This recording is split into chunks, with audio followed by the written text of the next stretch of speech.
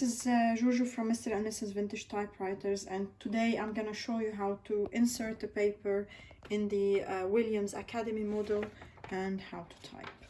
So basically we release it from here at the beginning, then with the roller we release it and insert the paper from this side.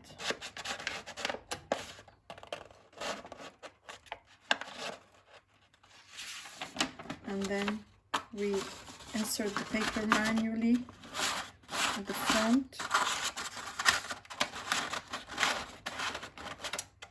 We align it to the position that we want it to be.